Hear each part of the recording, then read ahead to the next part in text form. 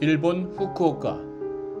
이곳에서 호텔과 빠칭코 사업을 일군 제1교포 사업가 김용해 회장. 그는 4번의 암을 겪고도 그때마다 기적처럼 살아난 불사조로 불립니다. 그의 이야기는 단순한 투병기가 아닙니다. 절망의 순간마다 삶의 의미를 찾고 낙천적인 태도로 운명을 개척해나간 한 인간의 위대한 기록입니다. 이 이야기는 그의 아버지 김종달 회장의 삶에서부터 시작됩니다. 1948년 경북 청도의 한 빈농의 아들로 태어난 그의 아버지. 가난을 벗기 위해 17살의 나이에 우표값 5전을 들고 대한해협을 건넜습니다. 혈혈단신으로 일본 땅에 도착해 온갖 고생을 겪었지만 기죽지 않고 당당히 사업을 일궈냈습니다. 후쿠오카를 중심으로 호텔, 빠칭코장, 대형 목욕탕 등 24개 사업장을 운영하며 연간 매출 2천억 원의 거대 기업을 만들었죠. 귀화하라는 회의도 뿌리치고 고향을 위해 장학금 지원을 아끼지 않았던 아버지. 김 회장은 바로 이 아버지에게서 담력과 배짱을 배웠다고 말합니다. 아버지의 뒤를 이어 6호 그룹을 물려받아 사업을 키우던 40살. 김용해 회장은 인생의 첫 번째 암이라는 거대한 파도를 만납니다. 속이 더부룩하고 체중이 빠져 잦은 병원에서 그의 배를 만져본 의사는 대장암 진단을 내립니다. 종양은 이미 손으로 만져질 만큼 거대해져 있었고 종양 지표 수치는 정상보다 수백 배나 높았습니다. 여러 외과 의사들은 수술이 힘들다며 손사래를 쳤지만 그는 포기하지 않았습니다. 한 젊은 외과 교수가 한번 해보겠다는 거예요. 그 결기가 마음에 들어서 두 말 않고 그 의사에게 몸을 맡겼지요. 그는 의사에게 단 한 번도 수술의 경과나 생존 가능성을 묻지도 따지지도 않았습니다. 오직 의사에 대한 신뢰로 모든 것을 일임했죠. 복부 한가운데 위에서 아래로 40cm가량의 수술 자국을 남긴 대수술. 대장의 절반과 림프절을 모두 떼어내는 힘겨운 싸움 끝에 그는 첫 번째 암을 이겨냈습니다. 하지만 기쁨도 잠시. 10개월 후 대장암 종양 지표 수치가 다시 치솟았습니다. 암이 재발한 것입니다. 방광 위쪽에 숨어있던 암의 잔당을 제거하기 위해서 그는 또다시 수술대에 올랐습니다. 보통 암이 재발하면 치료가 안 된다고 하잖아요. 그런데 나는 이것도 수술을 잘 받으면 나을 수 있다고 믿었어요. 빨리 회복되어 일을 할 생각을 했죠. 절망적인 상황 속에서도 그는 늘 낙천적이고 낙관적이었습니다. 2번의 대장암 수술과 수차례의 항암 치료. 80kg이었던 체중은 60kg까지 뚝 떨어졌습니다. 구토에 시달리고 식욕이 없어 먹기도 힘든 항암 치료 중에도 그는 식사를 게을리하지 않았습니다.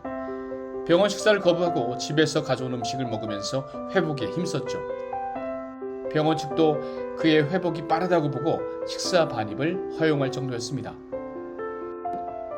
이러한 낙관과 긍정의 힘이 그가 고난의 암투병을 이겨내는 근본이 되었습니다. 아버지는 기죽지 않고 당당히 지냈어요. 나는 아버지한테 그런 담력과 배짱을 배웠습니다. 다들 암 치료 후 요양생활을 하라고 했지만 내가 먼저 일터로 나갔어요. 그의 그런 결기가 암 극복에 힘이 되어주었습니다. 2번의 암을 이겨낸 후 그는 더욱 사업에 전념했습니다. 아버지에게 물려받은 6호 그룹을 연매출 2조 원대의 거대 기업으로 10배나 성장시켰죠. 레저기기, 리사이클 분야로 진출하여 시장 점유율 85%를 차지하는 압도적인 기업을 만들어냈습니다. 그렇게 순탄한 삶을 살던 69의 나이. 이번에는 훨씬 더 잔혹한 암이 그를 찾아옵니다. 췌장 머리에 자리 잡은 암세포. 그리고 간으로 전이된 전이성 간암, 의학적으로 췌장암 말기라는 불리한 난치성 상태였습니다. 췌장암과 간암을 동시에 제거하는 수술은 무모한 도전일 수 있고 수술 후 목숨을 잃을 수도 있는 위험천만한 상황이었습니다. 하지만 그는 다시 한번 의사를 믿고 몸을 맡깁니다. 췌장, 머리, 십이지장, 담관 등 췌장이 접한 장기 일대를 모두 걷어내는 휘플 수술. 외과 의사들조차 가장 힘든 수술의 대명사로 꼽는 이 수술에 간암 제거까지 더해지며 무려 13시간 동안이나 수술은 이어졌습니다. 이 대수술로 그의 배에는 가로와 세로가 교차하는 십자가 모양의 흉터가 남았습니다. 나는 그때도 내가 죽을 거라고 생각하지 않았어요. 불안감이 없었습니다. 수술을 잘 버티면 나을 거라고 생각했죠. 낙천은 고령의 나이에도 힘든 수술을 버티는 힘이 되어 주었습니다. 놀랍게도 휘플 수술 후 재발률 50%가 넘는 췌장암은 재발 없이 사라졌습니다. 간암도 췌장 밖 다른 부위로도 추가 전이가 없었죠. 하지만 췌장이 거의 없어 당뇨병 환자가 되었고 매일 인슐린 주사를 스스로 놓아야 하는 몸이 되었습니다. 게다가 수술 후유증으로 담관 협착이 찾아왔습니다. 췌장암을 이겼는데 담관 협착으로 위험해질 판이었죠.